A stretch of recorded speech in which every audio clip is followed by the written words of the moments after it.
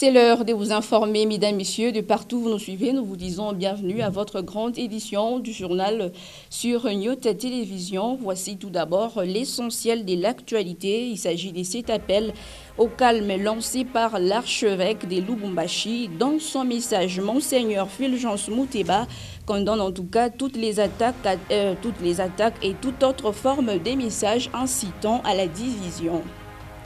À suivre également dans cette édition du journal des nouvelles révélations dans l'affaire Pascal Beveragui Moïse Katumbi. Le président du tribunal des commerces de Lubumbashi, Laurent Batubenga, vient de démissionner suite aux menaces exercées sur lui par maître Peter Kazadi. Dans sa lettre de démission, plusieurs éléments attestant qu'il subirait des menaces si Pascal Beveragui ne récupérait pas la société AMCK. Une fois de plus, mesdames, messieurs, bienvenue à votre édition du journal. Pour la première fois depuis les élections de 2006, les Congolais pourraient voter à tous les niveaux. Le président de la République, Félix-Antoine Tshisekedi Tshilombo, l'a confirmé dans son discours sur l'état de la nation au Congrès. Il a assuré les Congolais que tous les cycles électoraux sera financé à 100% par le gouvernement. Des détails dans ces reportages d'Edouard Kankou. La Commission électorale nationale indépendante est dans l'obligation d'organiser les élections à tous les niveaux, conformément au calendrier électoral. Le respect des cycles électoraux est d'une importance capitale, étant donné qu'il permettra aux Congolais de se choisir leurs gouvernants. D'ailleurs, dans son discours sur l'état de la nation, devant les deux chambres du Parlement réunies en congrès, le président de la République y a fait allusion. D'aucuns se posent la question quant à l'organisation des prochaines élections. En réponse à cette préoccupation légitime, je tiens à préciser que pour consolider notre jeune démocratie encore fragile, le respect des cycles électoraux demeure une exigence. Cela pourrait mettre fin aux nominations, même dans la territoriale, où des frustrations et contestations sont toujours enregistrées à chaque nouvelle mise en place. À en croire le chef de l'État, le gouvernement congolais va financer à 100% ces cycles électoraux. Que je suis fier de confirmer que le gouvernement congolais, tout en restant ouvert à l'accompagnement de nos partenaires techniques et financiers, finance à 100% le budget du cycle électoral en cours, suivant le plan de décaissement convenu avec la CENI. Je lance un appel solennel à tout notre peuple et à toutes les parties prenantes pour s'impliquer de manière active, positive et constructive dans ce processus électoral. Le respect des cycles électoraux sera une première au pays depuis le scrutin de 2006. Et je le disais au sommaire de cette édition du journal, ayant subi des pressions du pouvoir pour condamner Moïse Katumbi Tshapwe dans l'affaire Katumbi Beveragui, le juge Laurent Batubenga a démissionné de son poste le samedi 10 décembre dernier. Selon les juges, maître Peter Kazadi a prétendu avoir agi pour le compte du pouvoir afin de priver Moïse Katumbi dans les ressources financières pour les élections de 2023.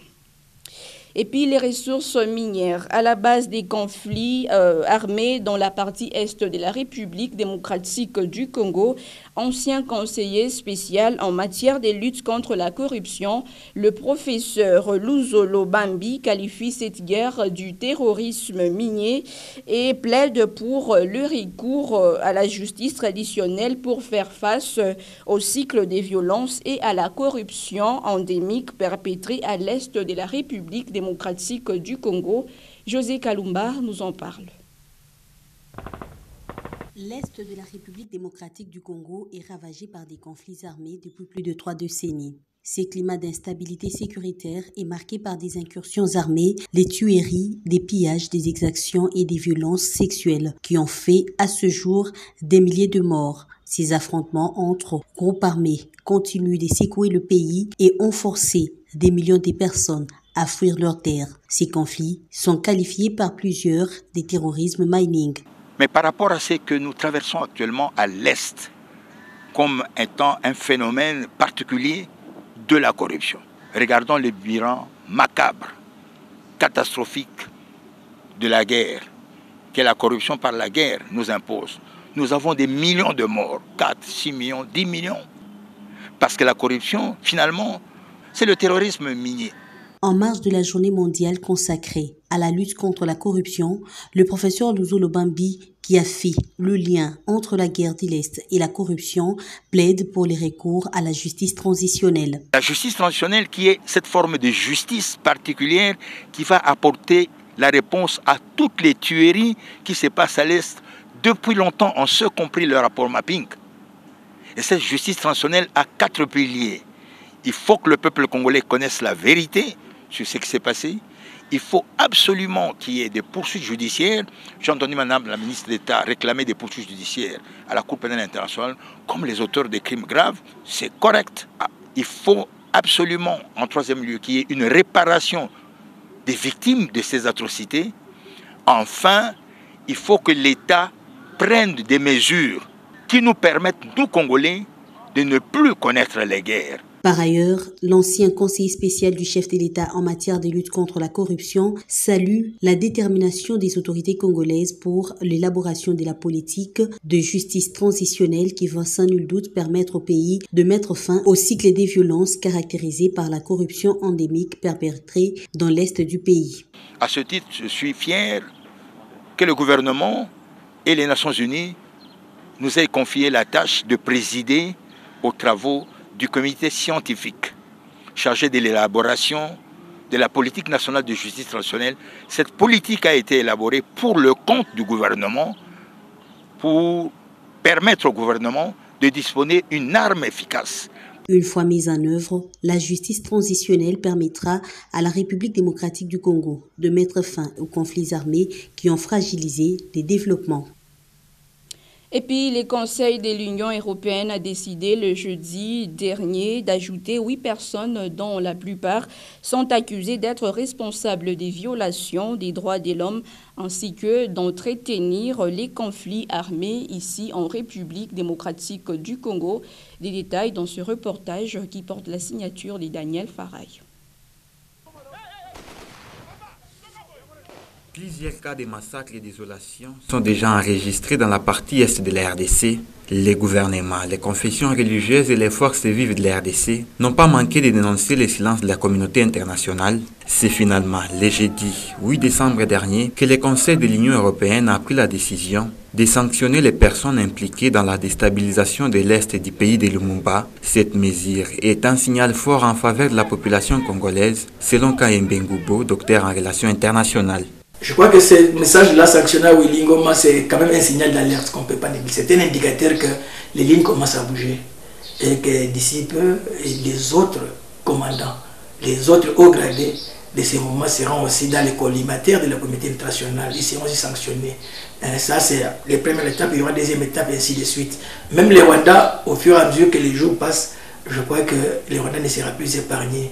Un motif de satisfaction pour Trésor Louvivia, analyste politique de Lubumbashi. Le Congo doit continuer avec la voie diplomatique afin de sanctionner le M23 et mettre la pression au Rwanda. Je ne peux qu'être satisfait de cette décision. Parce que vous avez vu vous-même comment le M23 commence à se retirer de ces zones occupées. Cette décision s'inscrit dans le cadre d'une approche intégrée de l'Union européenne visant à soutenir les efforts déployés par les autorités de la RDC pour instaurer une paix durable et stabiliser la partie est de la RDC. Et vous l'avez déjà peut-être remarqué, il s'observe depuis un temps une résurgence de l'insécurité ici dans l'espace Katanga. À cela s'ajoute une certaine crise qui a tendance à s'installer entre les différents peuples vivant ici. À cet effet, l'Église catholique de Lubumbashi appelle les uns et les autres à plus de retenues pour préserver le vivre ensemble. Ben Kaimbe nous en parle. Heureux les artisans des pays, c'est l'entête du message du pontife de Lubumbashi, lu par le vicaire général chargé des œuvres, Monseigneur Emmanuel Mumba, ce lundi 12 décembre 2022. Comme lors du forum pour la réconciliation des Katangais, Monseigneur Fulgence Muteba attire l'attention des chrétiens catholiques et ceux d'autres confessions religieuses sur les risques d'une crise qui guette l'espace katangais. C'est le cas des troubles entre la jeunesse des différents partis politiques. L'insécurité, déjà grandissante, tend à devenir notre calvaire quotidien. Les affrontements entre jeunes militants de deux partis politiques, bien connus de tous, l'UNAFEC et l'UDPS, pour ne pas les citer, appartenant pourtant à une même plateforme politique, ont repris de plus belle. Ils font couler le sang, troublent l'ordre public et, en plus, sème, misère et désolation. Un message qui tombe à point nommé, surtout que la RDC tend vers l'année électorale. Pour Monseigneur Fulgence Muteba, les violences ne peuvent en aucun cas faciliter le développement de la province et du pays. Près d'une année avant la tenue des élections générales annoncées, alors que la guerre sévit dans une partie de notre pays, beaucoup d'entre nous se demandent, avec raison, où tout cela nous amène-t-il? Les conflits, faut-il encore ajouter, ne contribuent point à édifier une société où il fait beau vivre et où le développement économique que nous souhaitons tous au Katanga est possible. Parlant de la situation sécuritaire, l'archevêque de Lubumbashi a condamné fermement les messages de haine qui sont véhiculés dans les réseaux sociaux. Et toujours suite à ces agitations qui secouent la province du Haut-Katanga depuis les récentes nominations territoriales, les jeunes de l'Union nationale des fédéralistes du Congo, parti cher à feu Antoine Gabriel Kyungwa Kumwanza, dirigé actuellement par Jean Umbalungange, sont sortis du silence pour mettre en garde tous les ennemis de la paix. Ils sont ici tour à tour au micro des Galor Chamba et Jean Kalinga.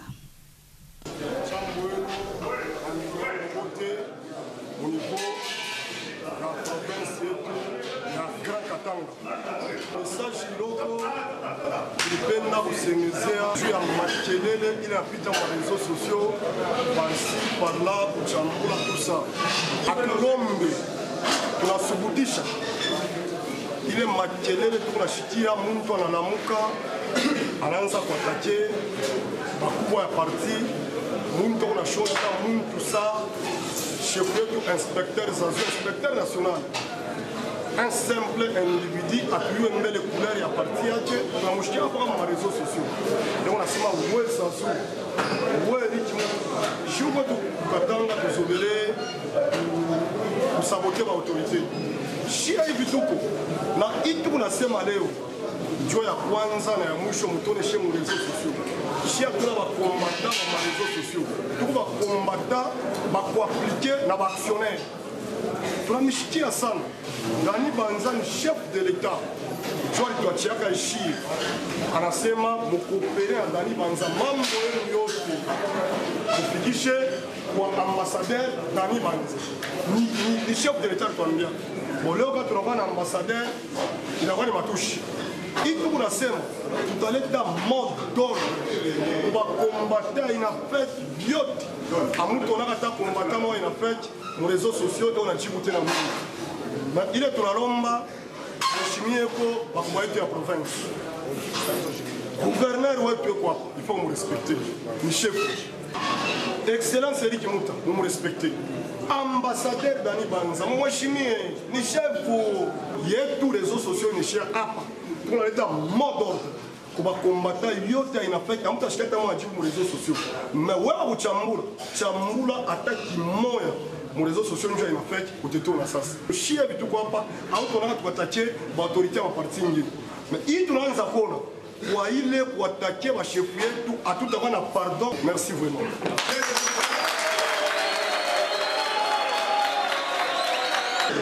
Kwa ya pili chibote quand même tunayoa savoir vivre chibote tulifunda heshimia ba chef kula ku est kuku vita unatafuta ulete vita tena bale batajokipe na chef de l'état ni banani parce que hii trouble unafia kuleta au mupendele president mushivile tunamupenda president wetu ule baba alituachia jo pale shi tunamupenda na tunalomba heshima kwako.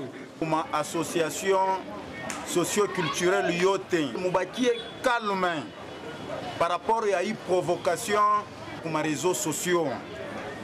Abayoué histoire vraie. On a un message à lire chef de l'État Félix Tshisekedi Tshilombo, en 2023. On a pris à parler au bio. Vous à travers habitué mis à les réseaux sociaux. Pour ordonner au niveau à parti politique.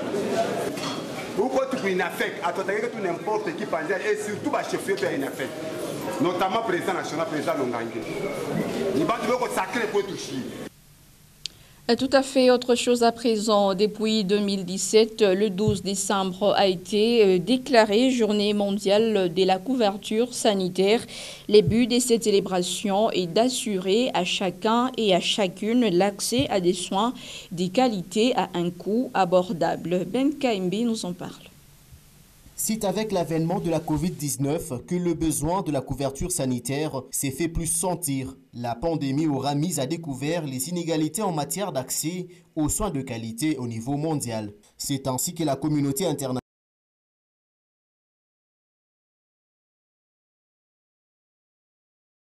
officiel le samedi 10 décembre 2022 pour les lancements officiels des activités. Les femmes vertueuses ont été édifiées sur les thèmes « Ne sois pas Vasti, mais sois Esther ».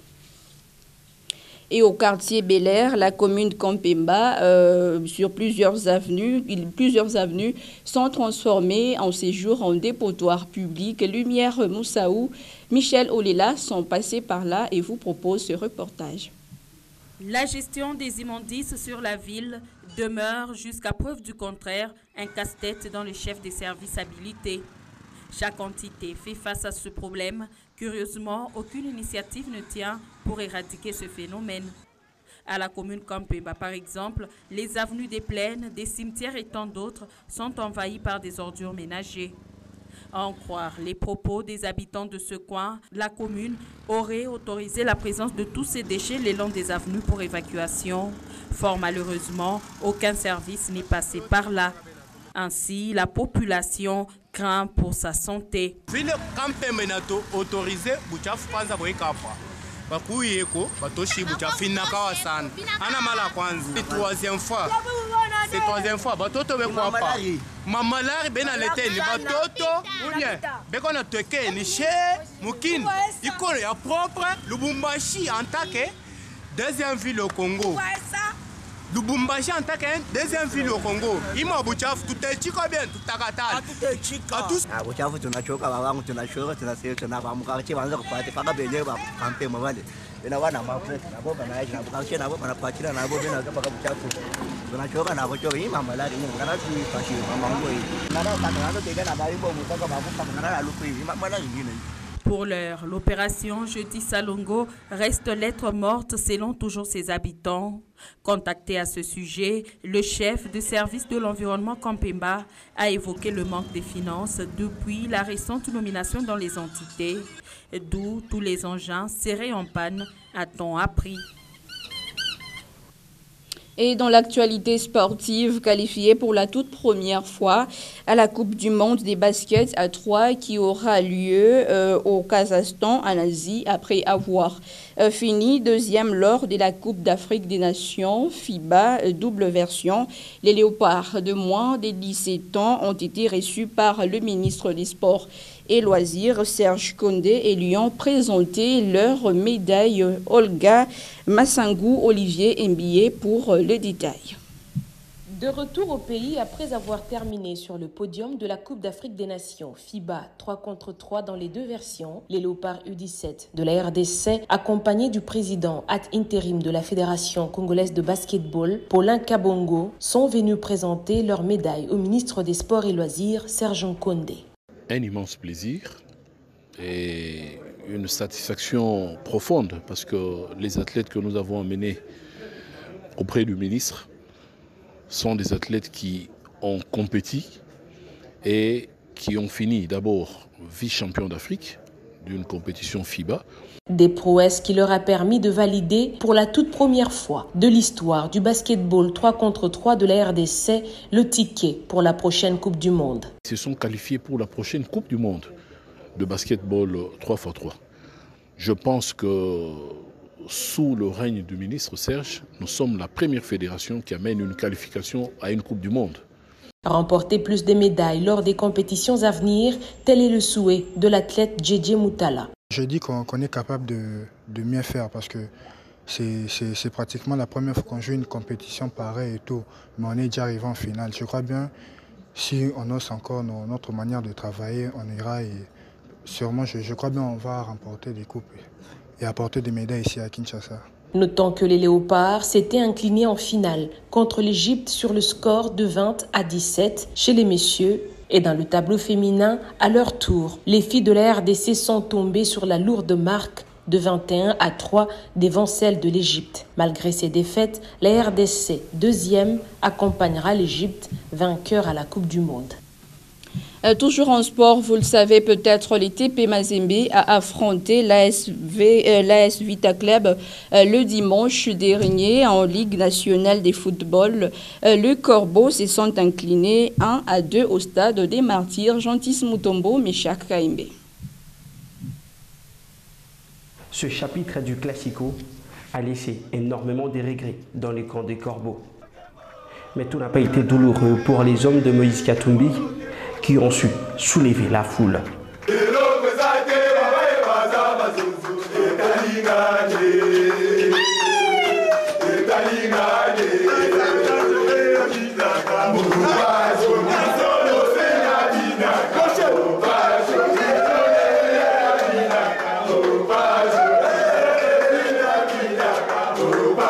Dans un stade des Martyrs où les Moscovites étaient plus nombreux que les fans du TP Mazembe, ils ont réussi à faire entendre leur voix. Ambiance à la hauteur des espoirs. Un espoir du TP Mazembe porté par le phénoménal Rabbi Etienne Mayombo. Un plat du pied sur un service de Kitambala, le joueur formé à la Katumbi Football Academy, Femoucha. C'est le tout premier but de la saison pour Mayombo et la toute première passe décisive de Kitambala en Ligue nationale de football sur cet exercice. L'AS Club va revenir au score peu avant la pause. Mazembe repart au vestiaire sur un nul de 1 but partout. Dans les tribunes, les fans des Corbeaux restent pourtant confiants. Nous venons de constater que les deux équipes viennent de nous livrer un très bon match jusque-là. Les Corbeaux de tout-puissant Mazembe est en train de jouer, de livrer un match sans complexe. Et il a déjà habitué ses fans à faire mouche dès qu'il est en déplacement. Donc nous espérons qu'avant la fin du match, nous allons vivre ce que les tout-puissants Mazembe nous ont déjà habitués. Donc nous attendons qu'ils puissent marquer le deuxième but. Mazembe, tutawina leo, ataje. Ile erreur tunafanya, haina tu erreur grave, mais sinon arbitrage kwetu bien, bakwe poser, tutawina leo hapo. Hapa tutawina. Shida commentaire ingine, tunatoka mbali juu ya kuya mais tutawia victoire. Une volonté de voir le TP Mazembe s'imposer, balayé par le but de Eric Kaboué. Les supporters du TP Mazembe ont continué à pousser leur club malgré tout. Papa, fais sa place.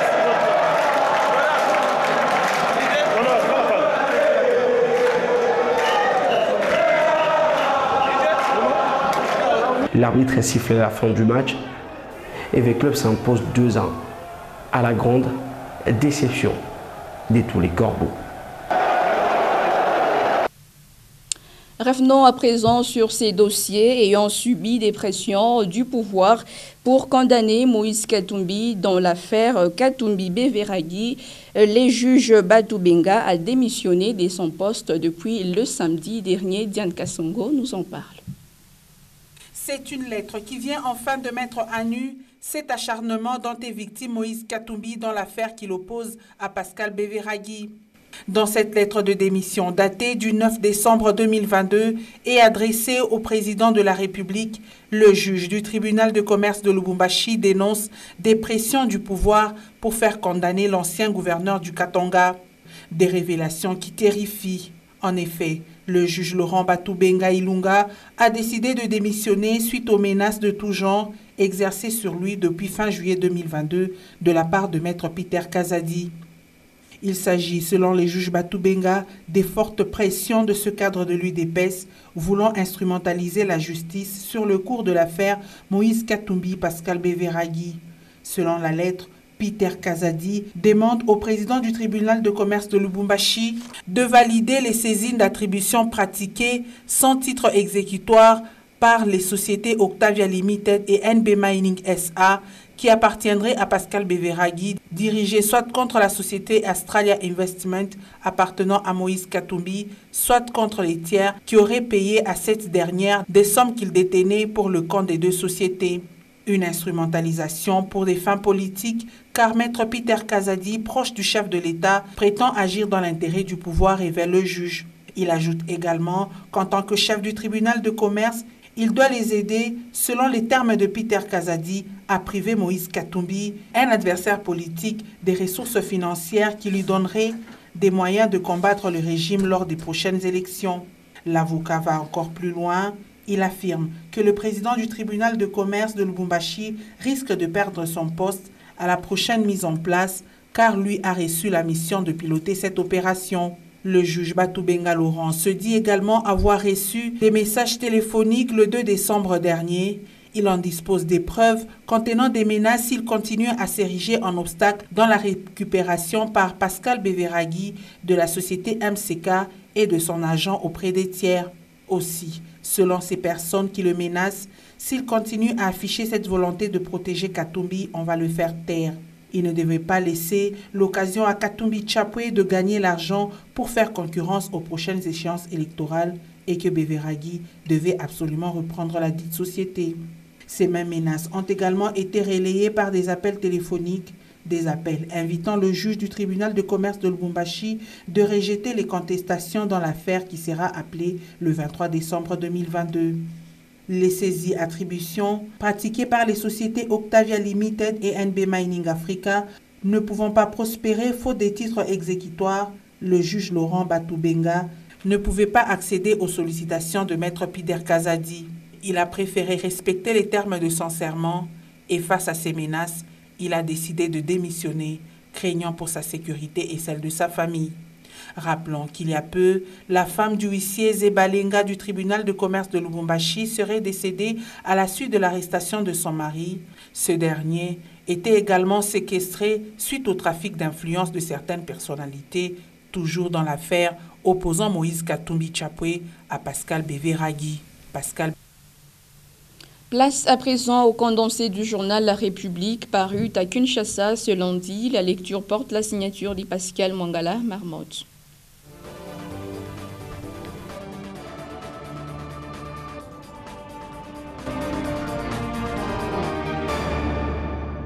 Peter Kazadi, un loup dans la fatisphère, titre le journal La République à la une de son numéro 1322, paru à Kinshasa ce lundi 12 décembre 2022.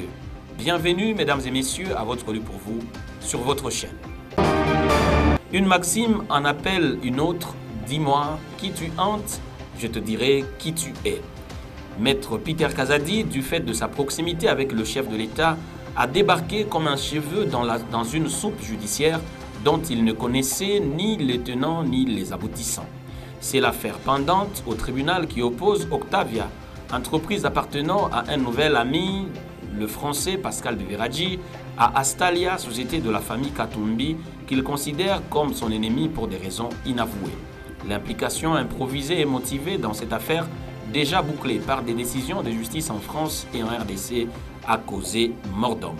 Ne dit-on pas que le ver est dans le fruit, s'est interrogé le confrère avant de conclure. Il serait temps que Fachi balaye sa cour, mieux qu'il fasse la distinction entre le blé et l'ivraie. Mort des civils dans l'Est, la Russie appelle à une enquête approfondie, titre le confrère sur la page 4. Le président de la Fédération de la Russie, Vladimir Poutine, a exprimé à la République démocratique du Congo toute sa compassion après le massacre près de 272 civils à Kishiché par les terroristes du M23. Dans son message transmis au président congolais par son ambassadeur en poste à Kinshasa, le vendredi 9 décembre, le président russe reste opposé à toute atteinte de l'intégrité territoriale de la RDC. La position de la Russie, suite au massacre de Kishiché, est très claire. Elle a été exprimée dans la déclaration officielle de notre ministère des Affaires étrangères. La Russie appelle à une enquête approfondie, a déclaré l'ambassadeur russe. Écho des provinces sur la page 6, au Nord Kivu, plus de 120 000 déplacés de Kiwanja vivent sans assistance à Lubero, renseigne le confrère. 123 091 personnes, dont des déplacés internes venus de Kiwanja, ont besoin d'assistance dans la partie sud du territoire de Lubero et au nord de Walikale et voisins dans la province du Nord Kivu. Ces personnes sont regroupées notamment à Kanyabanyonga et Kirumba. D'autres sont localisées à Kaina, Luofu, Migobwe, Kasege, Bulotwa, Miriki, Kamandigite et Vuoyo. Selon le rapport, ces familles manquent de nourriture, d'eau potable, d'abri et d'autres besoins de première nécessité. Le même rapport fait état de nombreux enfants non accompagnés dans des zones de déplacement, dont une majorité des filles. Un mot des sports pour finir sur la page 11. La CONAJU, un judo selon les normes internationales à RDC, écrit le confrère. Le coordonnateur de la Commission nationale de judo de la RDC, Maître Nicolas Lianza, a déclaré que sa structure est déterminée à contribuer pour la pratique de judo en RDC selon les normes internationales requises de cette discipline à l'ouverture d'un séminaire de formation de renforcement des capacités de 100 techniciens, arbitres et entraîneurs de judo. Et d'ajouter, cette formation est de haut niveau africain. Son objectif est d'élever le niveau de l'arbitrage et la manière d'entraîner les judokas en Afrique. Et c'est la fin de celui pour vous sur votre chaîne et dont l'intégralité du journal est à retrouver sur www.nyota.net. Merci mesdames, merci messieurs de l'avoir suivi et surtout, tâchez de quitter cette terre en l'ayant rendu un peu meilleur que vous ne l'aviez trouvé.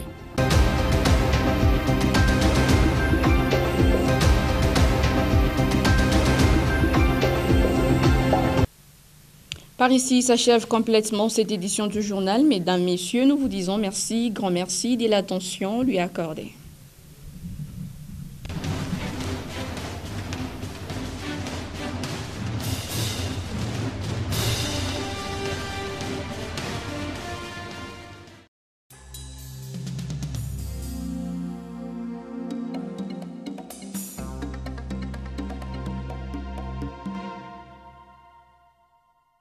Et les bus sont déjà là, d'ailleurs, je crois que vous devez être au courant.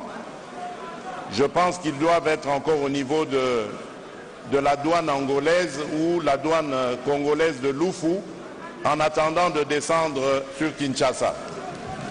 Et ce n'est que le premier lot. C'est un lot, je pense, d'une centaine de bus, mais il est question d'en avoir beaucoup plus parce que nous allons aussi desservir les provinces. Donc vos camarades étudiants des provinces vont aussi pouvoir rouler dans des bus pour étudiants. C'est du jamais vu dans ce pays. Eh oui, le président de la République a dit vrai. Le lot de 120 bus Transacademia sur les 600 commandés de la Chine par le ministère des Transports est arrivé en RDC le vendredi 9 décembre 2022 par la cité frontalière de Lufu, dans la province du Congo central via le port angolais de Lobito.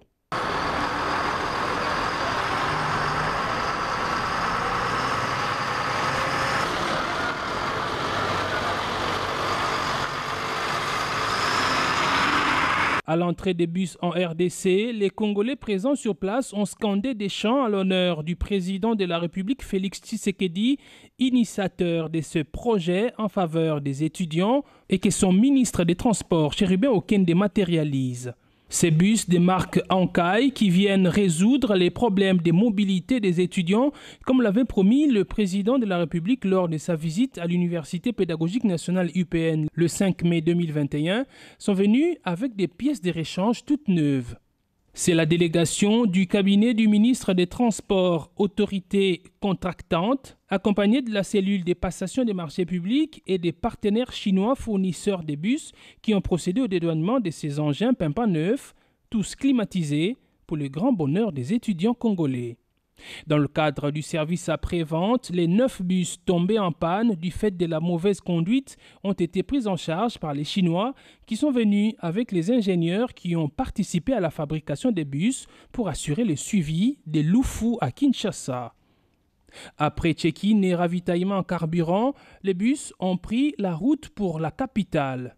Le long du parcours, la population n'a cessé d'ovationner les bus Transacademia.